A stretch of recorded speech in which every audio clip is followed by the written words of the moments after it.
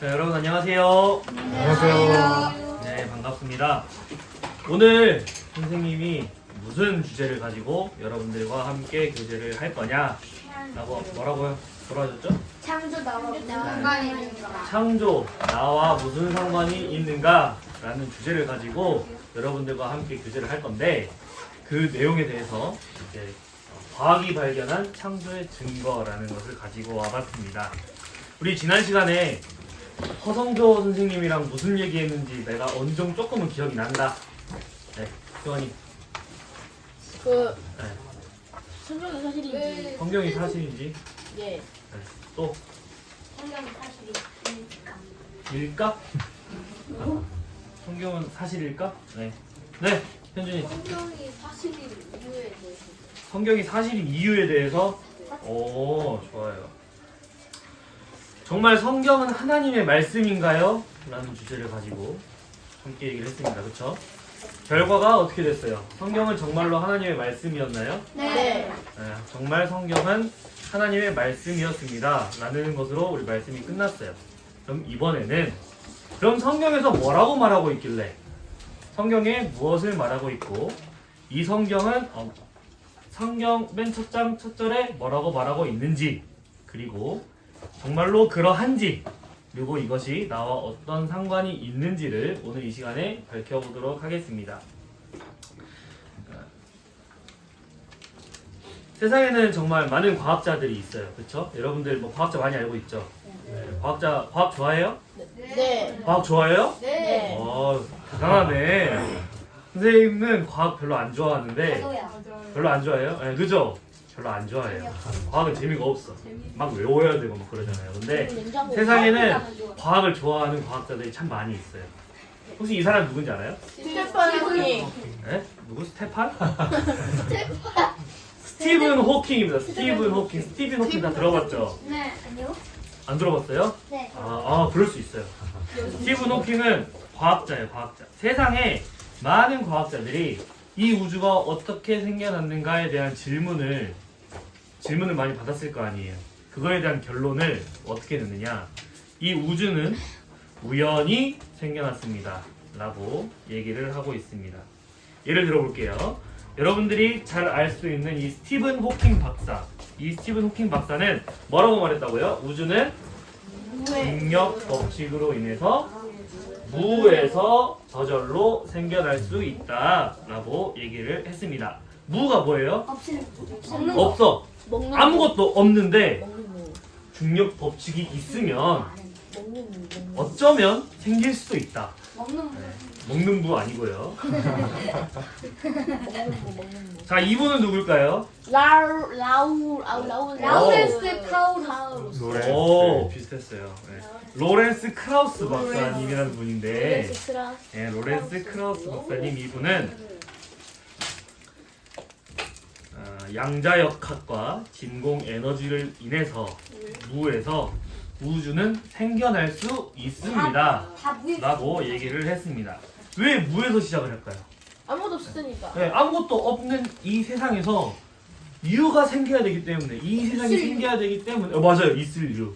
그래서 무에서 유가 생겨났다라는 것을 설명을 했는데요. 우주는 아무것도 없는 상태에서 발생됐고 그리고 아무것도 없는 상태에서 발생되었기 때문에 신은 없다. 신의 개입은 절대 존재할 수 없다라는 결론을 내놓았습니다. 정말 우주는 우연히 시작되었을까요? 네니오. 이외에도 수많은 과학자들이 하나님 없이도 우주가 생겨날 수 있다라고 말하고 있습니다. 그런데 우리 이 박사님들이 했던 말을 다시 한번 볼게요. 스티븐 호킹 박사는 무에서 정말 우주가 뿅 하고 생겨날 수 있다고 말했어요? 중력 법칙으로 중력 법칙이 있으면 어쩌면 무에서 우주가 생길 수도 있다라고 얘기를 했죠. 로렌스 크라우스 박사는 뭐라고 말했습니까? 양자역학과 진공 에너지가 있으면 무에서 우주는 생겨날 수 있다라고 얘기를 했습니다. 자, 무인가요? 아무것도 없는 것에서 우주가 생겨났다고 주장하고 있는 거예요. 아니요. 자기들이 무라는 말을 쓰지만 그 앞에 무언가가 있어야 우주가 생겨날 수 있다고 자기들이 얘기를 하고 있습니다. 이들이 말하고 있는 것이 완전한 무, 그러니까 아무것도 없는, 정말 아무것도 없는 상태에서 무엇이 생길 수 있다라는 말은 자기들도 못하고 있어요. 그래서 우연히 생겼다 라는 얘기를 하고 있는 것입니다. 그렇다면 완전한 무에서 이 세상이 시작할 수 있는가에 대한 생각을 한번 해봐야 합니다. 우리는 여기 앉아있는 이 모든 분들은 한번 생각을 한번 해보세요. 정말로 이 넓고 넓은 우주, 정말 우주 굉장히 넓잖아요. 이 우주가 정말로 우연히 저절로 아무것도 없는 곳에서 뿅 하고 나타났을까요? 아니면 목적과 설계 안에서 누군가 창조했을까요? 지금부터 저는 여러분들께 성경에서 말하는 성경이 사실인 증거 3가지를 여러분들께 소개하고자 합니다. 이 자료를 조사하면서 정말 많은 자료들이 많이 나왔어요. 성경은 왜 사실인가? 그리고 성경 안에서 말하고 있는 이 사실들이 정말로 이 나중에 과학이 발전됨에 따라서 어떻게 밝혀지고 있는가 자료들이 정말 많이 나왔는데 오늘 제가 조사한 자료를 다 여기서 풀면 여러분들 1시간 안에 못 가고 한 12시간 동안 들어야 되기 때문에 여러분들과 저를 위해서 3가지 하도록 하겠습니다. 우리는 종종 이런 말을 들어요. 과학은 사실이야. 그리고 성경은 믿음이야. 과학은 사실을 추구한다. 그렇지만 성경은 신화야. 이런 얘기들을 많이 듣습니다. 그런데 놀랍게도 이 성경은 정말 오래전에 쓰였잖아요. 수천 년 전에 쓰인 이 성경에 오늘날의 과학이 밝힌 수많은 사실들과 일치하고 있는데 이것을 오늘 나눠보도록 할게요.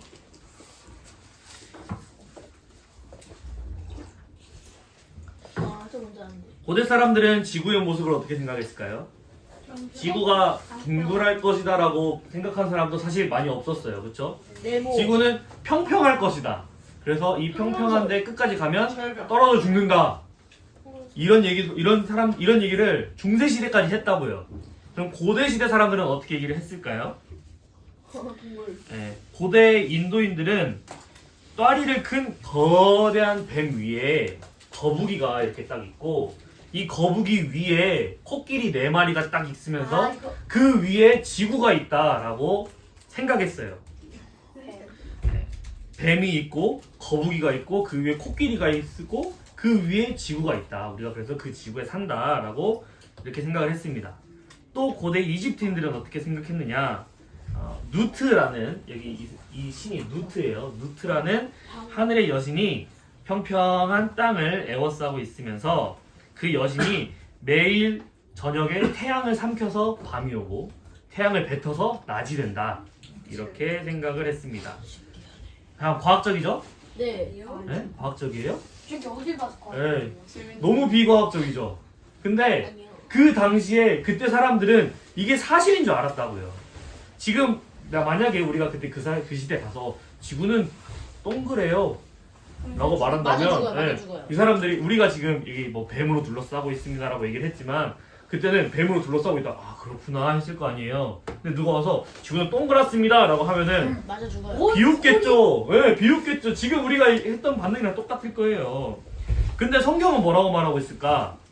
보겠습니다. 그는 내모고 욥기 26장 7절에 그는 북쪽에 허공을 펴시며 땅을 아무것도 없는 곳에 매다시며 라는 말씀이 나와 있습니다.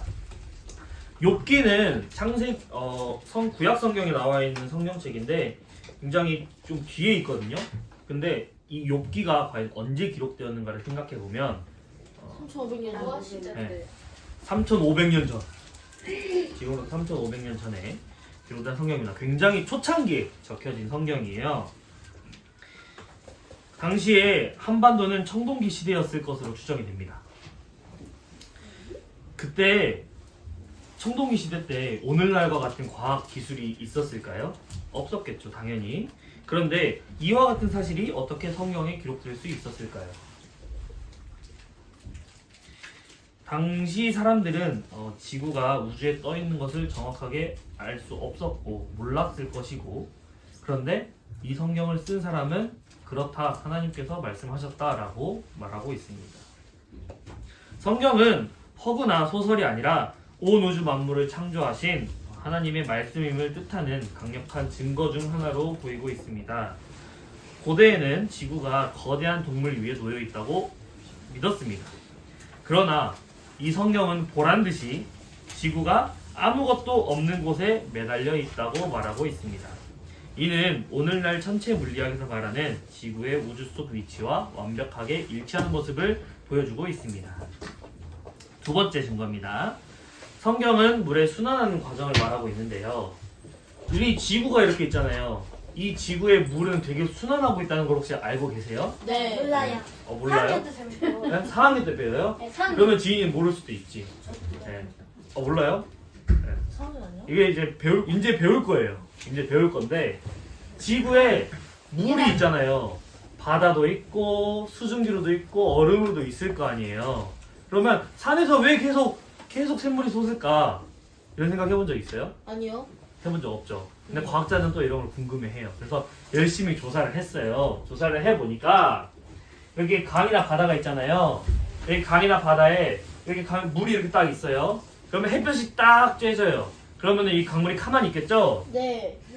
야이. 네, 가만히 안 있겠죠? 네. 증발이란 걸 하겠죠? 증발이 뭐예요?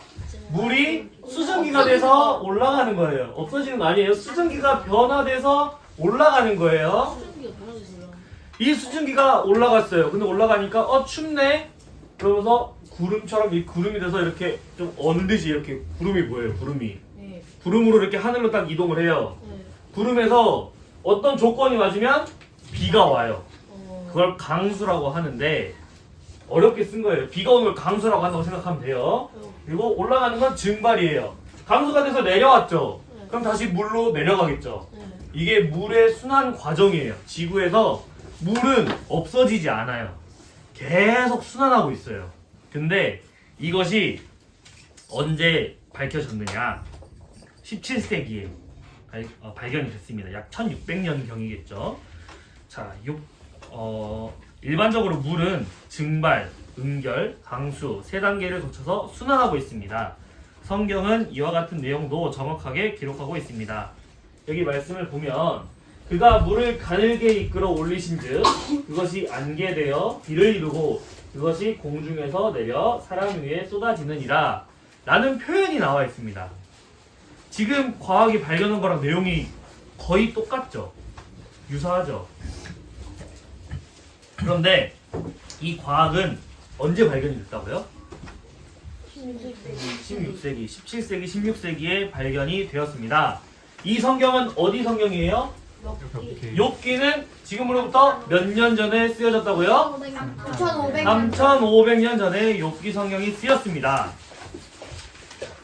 에드먼드 헨리라는 사람이, 그 과학자는 물의 순환에 대해서 과학적 설명을 시도했고, 그는 바다에서 물이 증발해서 대기로 올라가고 대기가 구름이 되어서 응결하고 다시 비가 되어 강수로 떨어진다고 제안했습니다. 특히 그는 물이 사라지지 않고 끊임없이 순환한다는 개념을 수학적으로 접근하려고 했습니다. 이와 같이 물의 순환 과정 역시 17세기 실험을 통해서 진실로 밝혀졌습니다. 그러나 이전까지 사람들은 그러한 사실을 알지 못했습니다. 그렇기 때문에 기우제를 지내기도 하고 이런 일들을 했던 것이죠. 과학자들도 평생을 바쳐서 밝혀낸 물의 순환 과정. 이 순환 과정을 청동기 시대에 기록된 책이 어떻게 이렇게 간단 명료하게 작성할 수 있었을까요? 똑똑해서? 네. 이 성경은 하나님께서 쓰셨기 때문이라는 결론이 나올 수 있겠죠. 다른 부분을 살펴보도록 하겠습니다. 지구의 구조. 이 지구의 구조 처음 보는 사람 있어요 혹시? 네. 네. 처음 보는 사람 있어요? 아니요. 본 적 있어요? 핵은 알아요. 네. 핵은 알아요? 네. 지구는 딱딱하죠? 돌이잖아요, 돌. 네. 내부는 어떨까요? 부드러워요. 소프트예요. 소프트예요? 불로 막 불이 타고 있어요. 용암. 멘틀이 있고요. 지각이 껍데기가 있고요. 멘틀이 있고요. 멘틀 안에 외핵과 내핵이라는 게 있는데 이 외핵과 내핵은 굉장히 뜨겁게 불타고 있어요. 여러분들 이거 다 알죠? 네. 들어봤죠? 네. 근데 과거의 사람들이 알았을까요? 몰랐어요. 과학이 발전하면서 알게 된 거예요. 근데 욥기서 28장 5절에 보면 음식은 땅으로부터 나오나 그 밑은 불처럼 변하였도다 라고 얘기를 하고 있습니다. 지구 말하는 것 같지 않아요? 되게 지구의 설명 같잖아요. 네. 지구의 설명을 이 당시의 사람들한테 했으면은 그게 뭔 소리야 했겠죠. 근데 지금 우리가 과학이 발견됨에 따라서 이것이 사실임을 우리가 알고 있잖아요. 이와 같은 내용도 시간이 흐름에 따라 과학이 발전하면서 드러나게 되었습니다. 표면, 지면, 땅에서 식물, 농작물, 생명체들이 자라고 그리고 이것은 현대과학에서도 분명히 확인된 사실입니다. 광합성, 토양의 영양분, 물순환에 의해서 방금 전에 공부했던 물순환에 의해서 강수를 했기 때문에 비도 내리고 땅이 음식을 냈을 거 아니에요. 우리가 먹는 모든 곡물과 과일들이 지면에서 생산이 됩니다. 여기에서 말하는 그 밑은 지구의 내부를 말하는데 현대 과학에 따르면 지구 내부는 실제로 뜨거운 마그마로 가득 차 있다고 합니다. 근데 그걸 어떻게 알아요? 그 과학이 제가 또 용암이 뒤에 얘기해 돌이에요? 줄게요. 뒤에 얘기해 줄게요. 엑스레이. 네. 그 용암이 굳어서 된 게 돌이에요? 오, 그 돌도 있어요. 그거를 화성암이라고 하는데 그건 다음에 얘기할게요. 네. 지각 아래는 마그마가 흐르고 있고요. 끊임없이 흐르고 있고 지진과 화산 활동을 일으키기도 합니다. 특히 지구 내부 구조, 지각, 멘틀, 외핵, 내핵을 밝힌 과학자들은 주로 20세기에 활동을 했던 과학자들입니다. 1900년대에 활동했던 과학자들이 안드리아 모호로비치치에 의해서 멘틀이라는 곳이 발견되었습니다. 그리고 구텐베르크 들어봤죠? 구텐베르크 그분이 외핵이라는 걸 발견했어요. 그리고 잉게 레만이라는 사람에 의해서 내핵이 발견되는데요. 놀랍게도 우리가 상식적으로 알고 있는 이 사실들은 밝혀진 지 1900년대에 밝혀졌으니까 100년 좀 된 거예요. 100년. 우리가 이 사실을 알게 된 건 100년밖에 안 됐어요. 근데 욥기에서는 3500년 전에 미리 이 내용을 기록하고 있다고 하고 있습니다. 굉장히 놀라운 사실인 것입니다. 지금까지 저는 여러분들께 성경에서 말하고 있는 과학의 내용들을 여러분들께 소개를 해드렸습니다. 그런데 그렇다면 이것이 나랑 무슨 상관이 있는데요? 성경이 사실이에요. 알겠어요. 성경 뭐 하나님이 이 세상을 창조했대요. 알겠어요. 근데요. 그게 나랑 무슨 상관이 있어요? 라고 질문할 수 있잖아요. 그러지 않겠어요? 하나님이 우주를 창조했다는 사실이 내 삶에 어떤 영향을 주는 걸까요? 생각해 본 적 있나요? 우리는 창조에 대해서는 되게 많이 들어봤어요. 그렇죠? 교회를 좀 많이 다니면서 창조에 대한 얘기를 많이 들어봤는데 그 하나님께서 창조하신 것이 나와 어떤 관계가 있는가에 대한 얘기를 한번 해보고자 합니다. 우주는 시작이 우연히 태어났다라고 제가 처음에 얘기를 했어요. 우연히 생겨났다라고 말하는 사람들은 이렇습니다. 시작, 우주의 시작, 맨 처음 시작은 아무것도 없는 곳에서 우연히 자연적으로 생겨났다. 이것은 모든 물질, 돌, 생명들도 우연히 생겨났다라고 말하고 있습니다. 우주는 아무것도 없는 곳에서 갑자기 펑 하고 우연히 저절로 생겨났다고 말하고 있죠. 생명은요, 흙이나 물, 돌 같은 무기물들에서 우연히 살아있는 것으로 바뀌었다. 그래서 정말 조그마한 단세포에서 우연히 세포가 많은 걸로 변화되고 우연히 뭐 조류가 되고 공룡이 되고 우연히 포유류가 되고 우연히 원숭이가 되고 원숭이가 우연히 사람이 되었다. 라고 설명하고 있습니다. 사람은 그러면 사람도 우연히 생겼겠죠? 그 사람들의 말에 의하면 오랜 세월 동안 유전자 돌연변이와 진화로 사람이 탄생했다라는 것인데, 그렇다면 사람은 특별한 존재가 아니에요. 우연히 생겨났기 때문에요. 삶에는 본질적인 이유나 목적이 없습니다. 열심히 살아야 될 이유가 있어요? 없어요. 이 말을 조금만 더 쉽게 설명해 볼게요. 이 세상의 모든 시작은 우연으로 시작합니다.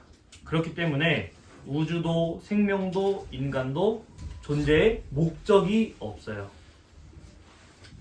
그냥 생긴 거예요. 목적 없이 생긴 존재는 외부 창조자나 설계자가 없기 때문에 의도나 계획 없이 생겨난 겁니다. 그렇기 때문에 사람은 왜 존재하냐라는 질문을 던질 이유가 없어요. 우연히 탄생한 나를, 내 스스로가 나를 이렇게 생각할 수 있잖아요. 나는 내가 특별해요. 나니까요. 난 특별해요. 라고 말할 수 있어요. 그런데 그건 단순히 내가 그렇게 느끼는 것일 뿐이에요. 누구나 인정할 수 있는 그런 특별한 증거는 없는 것입니다.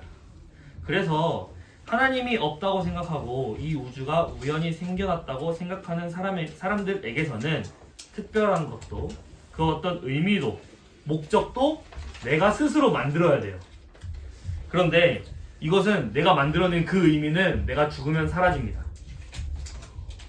인간도, 시간도, 세월도, 우주도 다 사라진다면 결국 내가 특별하다고 한 모든 것도 사라진다고 보는 것입니다. 여러분은 그런 존재들입니까?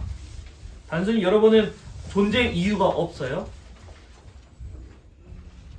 우연히 생겨났다고 하는 사람들의 결론은 그것이에요. 그냥 사는 거예요. 목적과 이유 없이. 그런데 성경은 뭐라고 말하고 있나요? 성경은 소위 말하는 비과학적이고 과학이 아닌 성경은 창세기 1장 1절 맨 시작부터 이렇게 말하고 있습니다. 태초에 하나님이 천지를 창조하시니라. 성경은 우주는 하나님의 의도와 계획 속에서 시작되었다라고 선포하고 있습니다.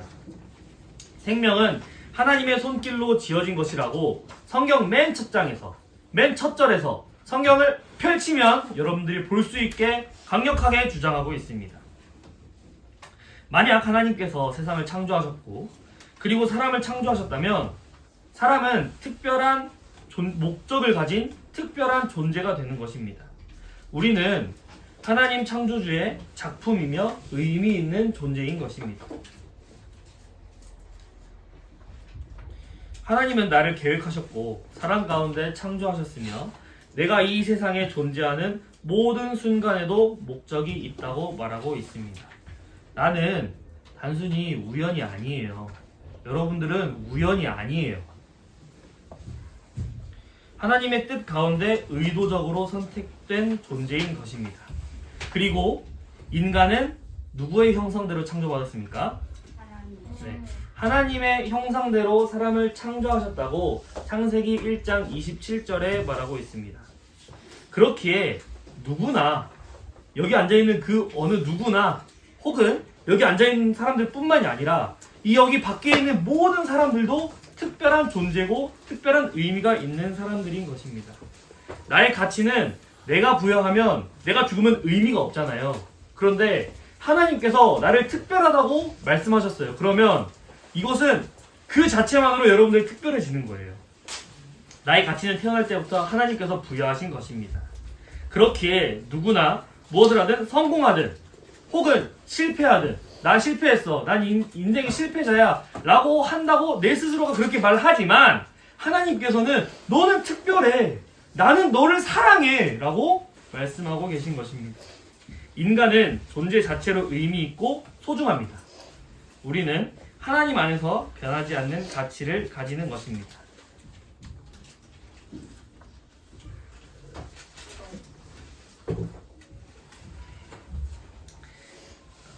그렇다면 제가 지금까지 하나님께서 창조하신 사람, 하나님께서 창조하신 이 우주와 이것을 증거로 보여드리면서 하나님께서 당신을 사랑하시고 창조하셨고 당신을 특별한 존재로 지으셨다고 말씀을 드렸습니다. 나는 창조되었습니다. 저는 그렇게 여러분들 앞에서 당당하게 말씀드릴 수 있습니다. 여러분들도 창조되셨습니다. 하나님의 특별한 목적에 의해서요. 그리고 하나님은 여러분들을 사랑하십니다. 나는 창조되었기 때문에 나를 창조하신 분이 분명히 있습니다. 그분은 누구십니까? 하나님이십니다. 하나님께서는 여러분들을 사랑하신다는 말을 하기 위해서, 여러분들을 얼마나 사랑하신다는 말을 하기 위해서 이 성경책을 1600년 동안 쓰셨어요. 시편 24편 1절에 보면 땅과 거기에 충만한 것과 세계와 그 가운데에 사는 자들은 다 여호와의 것이로다. 시편 24편 1절 말씀에 나와 있습니다. 이 온 우주를 지으신 분은 하나님이시고 이 온 우주를 지으신 분에서 끝나는 것이 아니라 나를 소유하고 계신 분이 바로 하나님이신 것입니다. 온 우주를 소유하시는 소유자이신 분이십니다. 나의 생명도, 나의 재능도, 나의 시간도, 나의 모든 것이 모두 다 하나님께 속해 있습니다. 나는 내 인생의 주인이 아닙니다. 내 인생의 진짜 주인은 나를 지으신 하나님이십니다. 여러분들이 이런 생각을 해봤는지 모르겠어요. 하나님이 만약에 계신다면 나는 이제부터 교회도 나가야 되고 주일에 일요일날 교회 아침 일찍 일어나서 교회도 가야 되고 힘들게 나도 좀 쉬고 싶은데 이런 생각을 하면서 차라리 하나님이 없으면 좋겠다 라는 생각을 하실 수도 있겠다는 생각이 들어요. 그런데 어때요? 들어보니까 하나님이 없으시면 여러분들 편할 것 같나요? 여러분들은 의미가 없는 사람이 되어버리는 거예요.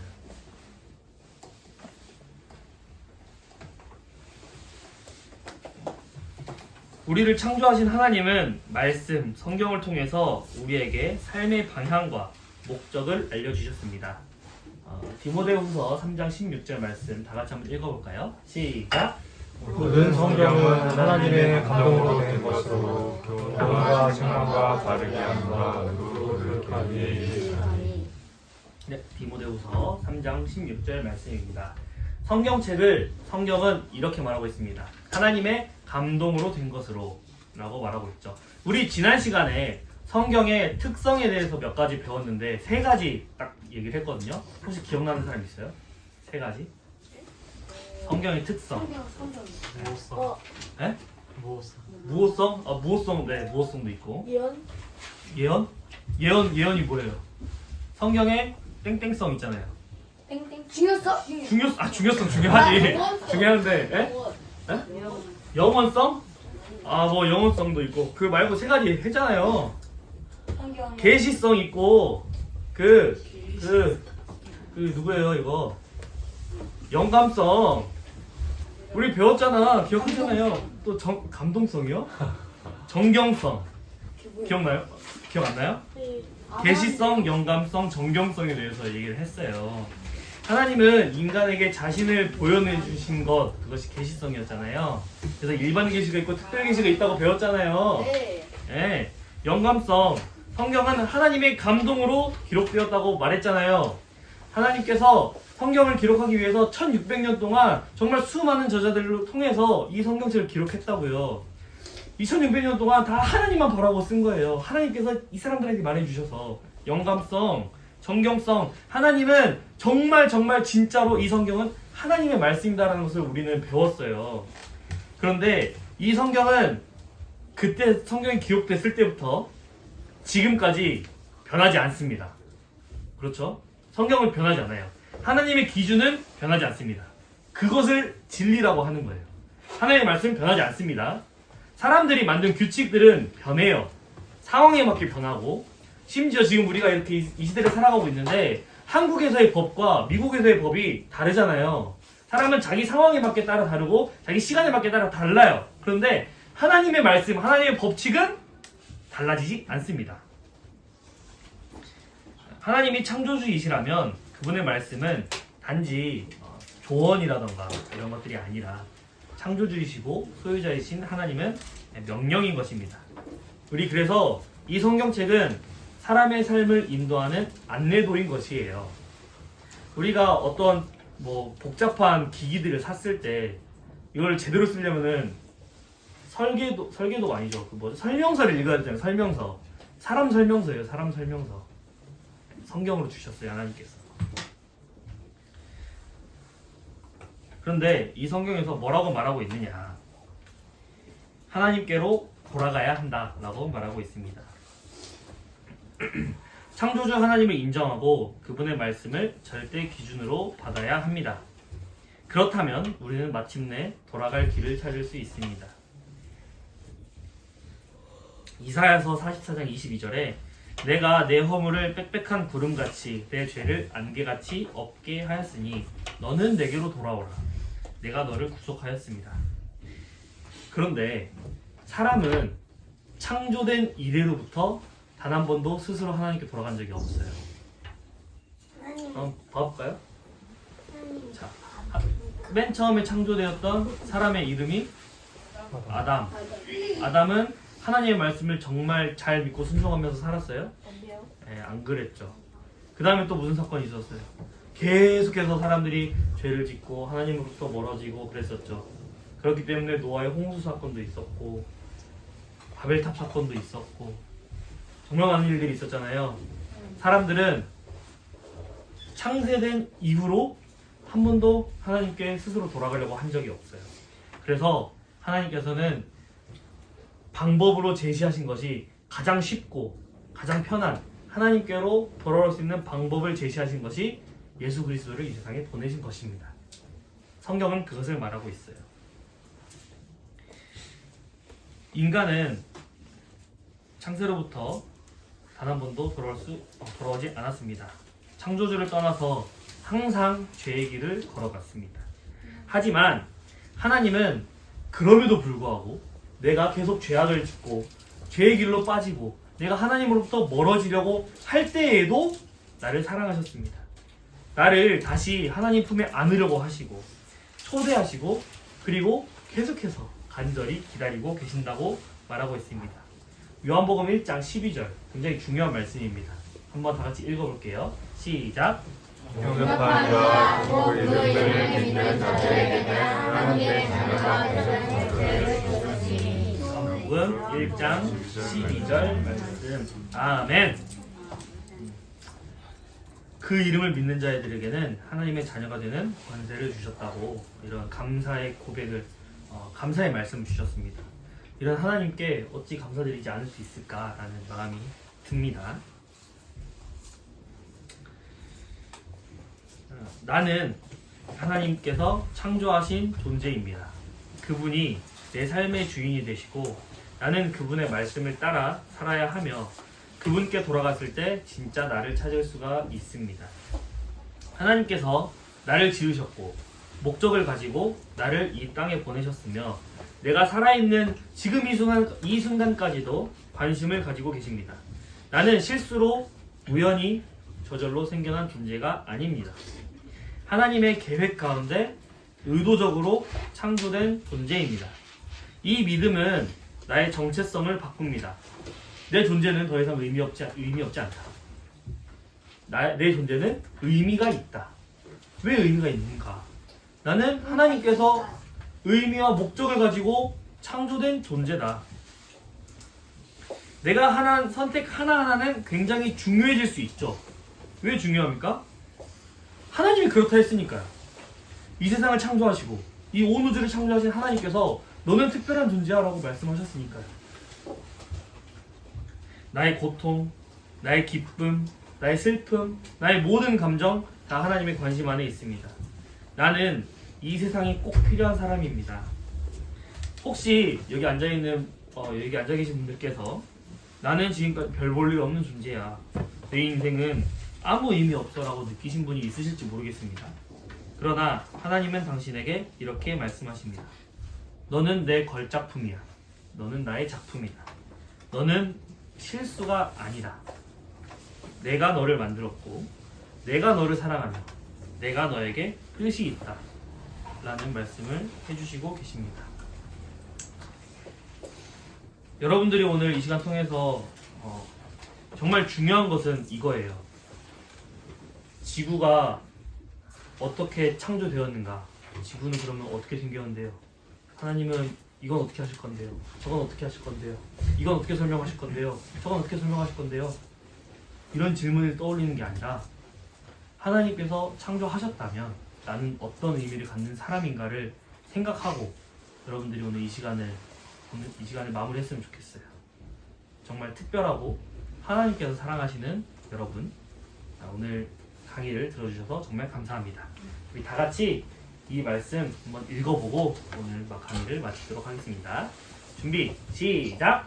우리는 그가 만드신 바 그리스도 예수 안에서 선한 일을 위하여 지으심을 받는다니 이 일은 하나님이 전에 예비하사 우리로 그 가운데 성행하게 하려 하심이니라. 에베소서 2장 10절 말씀. 아멘. 하나님께서 만드시고 사랑하신 여러분, 지금까지 말씀을 들어주셔서 감사합니다. 기도하고 마치도록 하겠습니다.